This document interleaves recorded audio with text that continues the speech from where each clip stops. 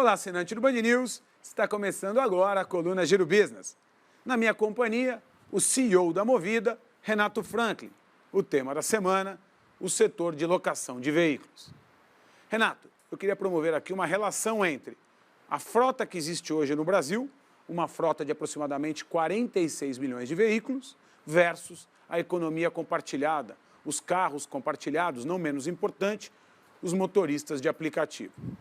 Como o setor, de forma geral, observa e qual é a tendência com relação a essa relação frota versus economia compartilhada? Obrigado, Sérgio. Um excelente ponto, né? Acho que a gente tem visto transformação em várias indústrias.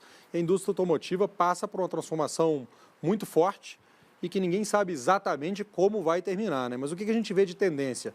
A gente vê, sim, os carros como serviço, né? O carro compartilhado, o carro de locadora, crescendo muito. Então, hoje a indústria de aluguel de carros tem em torno de 1 milhão de carros sobre esses 45, 46 milhões de veículos que a gente vê no Brasil.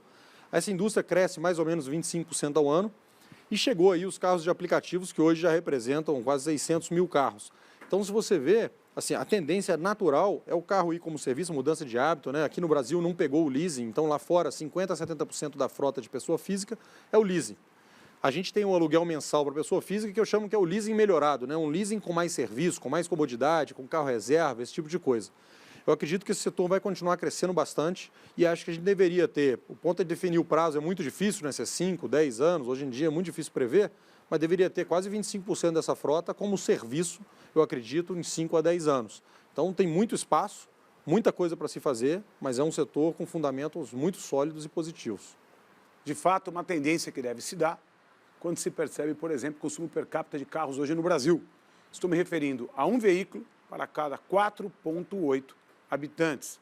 De fato, muito volume e a gente não tem infraestrutura para tanto. Renato, vamos falar um pouquinho sobre carros elétricos. Como vem se dando a cultura do consumo, a penetração e qual é a tendência, de fato, para o Brasil, pontualmente, com relação aos carros elétricos? Excelente ponto, né? Acho que a questão da sustentabilidade é um caminho sem volta. Acho que todo mundo considera isso e passa a considerar cada vez mais nas suas decisões de consumo e de hábitos de vida. Então, a gente está vendo o carro híbrido crescendo bastante e a eletrificação chegando na indústria. O Brasil ainda está um pouco longe, a gente não tem ainda uma produção nacional de carro elétrico e os custos de importação e escalas acabam inviabilizando o produto. Mas acho que é caminho sem volta da gente chegar nisso algum dia, custo de manutenção muito mais barato, não polui o ambiente, uma indústria limpa. Acho que todo mundo quer isso, é um caminho sem volta, é só uma questão de tempo, de quando a gente vai ver isso com uma realidade prática, principalmente para toda a população e não apenas para um nicho que tem capacidade de compra de um produto de alto valor. Agora, Renato, como o governo vem trabalhando nesse sentido, preservando e incentivando a sustentabilidade? Eu comento sobre isenção de carga tributária, estímulos e outros fatores que, de fato, permeiem e possibilitem a escala do carro elétrico na frota do Brasil. Existem alguns incentivos para a importação de carro elétrico, mas eles não são suficientes hoje para poder viabilizar um produto como esse, né? Então, existem alguns movimentos tentando trabalhar junto aos órgãos regulatórios incentivos reais que realmente transformem a velocidade que a gente consiga trazer esse aspecto da sustentabilidade para a realidade da economia do país.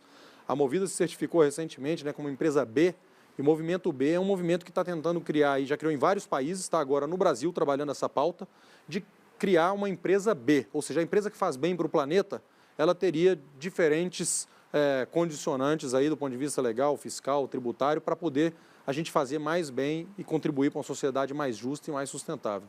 Parabéns por essa conquista, de fato, a Movida puxando a fila nesse sentido, uma das primeiras, se não a primeira empresa brasileira e a 12ª do mundo que consegue esse selo, essa representatividade.